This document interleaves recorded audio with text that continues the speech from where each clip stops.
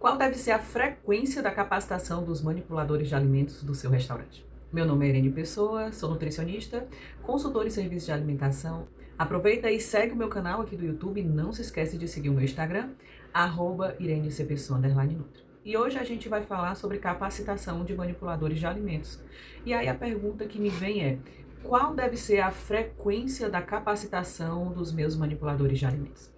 A resposta é a frequência que está descrita no POP de manipuladores de alimentos. Lembrando que o POP de manipuladores de alimentos se chama POP de higiene e saúde dos manipuladores. Então, o que estiver descrito nessa documentação é a frequência que deve ser respeitada para que os seus manipuladores de alimentos sejam capacitados. Se lá no POP está descrito que você vai capacitar os seus manipuladores de alimentos anualmente, você tem que ter um documento que comprove que os seus manipuladores de alimentos foram capacitados pelo menos uma vez naquele ano, né? Então, você tem que ter um documento que comprove essa capacitação. Se lá nos POPs está descrito que os manipuladores de alimentos serão capacitados semestralmente, os seus manipuladores de alimentos têm que ser capacitados semestralmente e devem ter 2 documentos de que esses manipuladores foram capacitados, por exemplo, no último ano, 2 vezes, e naquele ano também 2 vezes. Então, você tem que ter esses documentos que comprovem.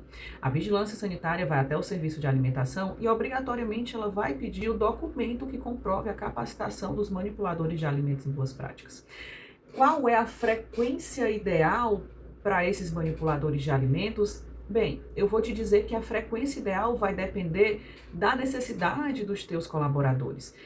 O que eu vejo muito é que existe sim uma capacitação que a gente faz para esses manipuladores de alimentos de forma anual, né? Uma frequência ampla, né? Uma vez por ano, mas a gente vai sentindo ao longo do trabalho com esses manipuladores de alimentos algumas demandas pontuais que aquela equipe ela vai te exigir e que você vai entender que pode ser que para aquela equipe aquela demanda ela aconteça e para outra equipe não. Eu vou dar um exemplo. Você fez uma capacitação de manipuladores de alimentos agora em março, a gente está em maio. Você fez agora em março, né? A capacitação anual dos manipuladores de alimentos. Mas você está vendo que o pessoal da área de saladas não está higienizando adequadamente as saladas. Então dá para fazer um treinamento pontual para a equipe de saladas para você reforçar o processo de higienização de saladas especificamente com aquela equipe.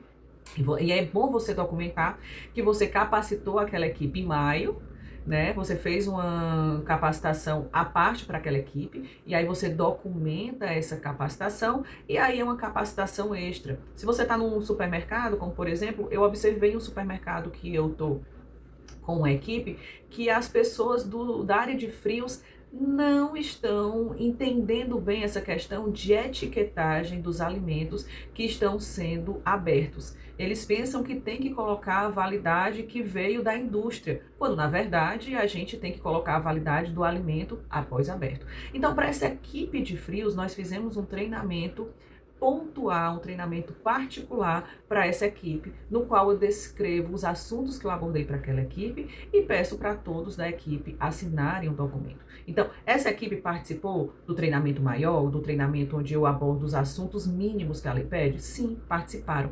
Mas mesmo assim, eu observei que aquela equipe do setor de frios, eles precisavam aprofundar determinados assuntos. Então a gente vai ver que existem algumas situações que eu vou ter que fazer um foco maior em relação a essa capacitação. Outros exemplos, a minha equipe de recebimento, a minha equipe de almoxarife, de recebimento, elas têm alguns assuntos que são muito peculiares daquela equipe, como por exemplo, a questão de características organolépticas dos alimentos, a questão de validade, a questão de temperatura de recebimento, de temperatura de armazenamento. Então, são assuntos que eu preciso aprofundar, que é muito peculiar, às vezes, para uma determinada equipe. Então, para aquela equipe, depois da minha grande capacitação, eu faço um treinamento muito focado nas demandas dessa equipe.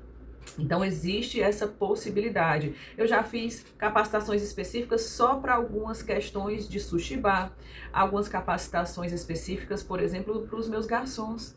Então, para os meus garçons, eu fiz sobre a questão de falar sobre os alimentos, fiz capacitar, mostrando o que pode acontecer sobre essa questão de falar em cima dos alimentos, falar, espirrar, cantar, sobre provar alimentos, sim, pode existir manipuladores que podem, né, provar o alimento.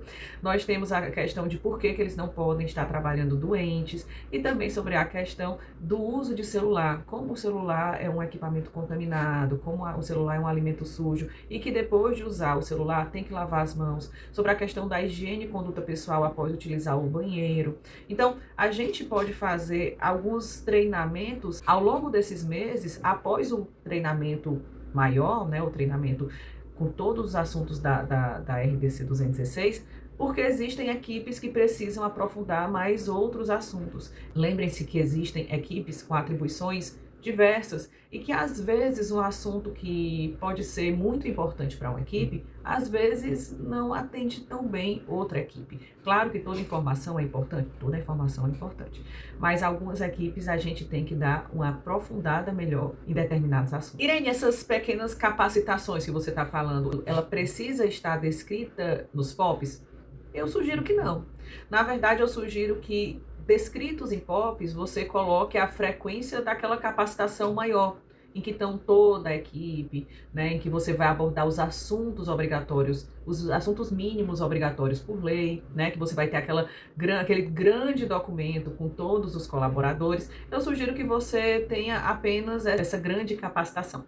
E que essas capacitações pontuais que vão surgir a partir de demandas, você vá criando quando as demandas surgirem, quando houver essa necessidade. Porque esse ano você pode ter necessidade de capacitar o pessoal da área de frio sobre validade, porque você vê essa demanda, e próximo ano pode ser que isso não aconteça. E que próximo ano você tenha outras demandas, outras necessidades de capacitação. Então eu sugiro que essas capacitações que são pontuais, essas capacitações que às vezes são por equipe, por demanda, por necessidade, você cria essas capacitações a partir da sua observação como uma pessoa, como um profissional da área de alimentos. Então essa é a minha sugestão. Visto que a partir do momento em que você coloca essa frequência de determinadas capacitações nos POPs, essas capacitações já se tornam obrigatórias. Então os documentos referentes a essas outras capacitações, você também tem que apresentar naquela frequência que está descrita. Se você precisa capacitar a sua equipe em boas práticas, então fale comigo. Tem um link aqui na descrição desse vídeo para você entrar em contato comigo. Eu tenho um curso de boas práticas que aborda todos os assuntos obrigatórios por lei e também entrego todas as documentações que são exigidas pela fiscalização sanitária no ato da fiscalização do seu restaurante. Então não perca tempo e fale comigo aqui no link que está na descrição do vídeo. E se você gostou desse vídeo e tem dúvidas sobre consultoria, sobre boas práticas, sobre gestão de restaurante, faça para mim uma pergunta nos comentários que eu farei questão de responder. Tchau, tchau.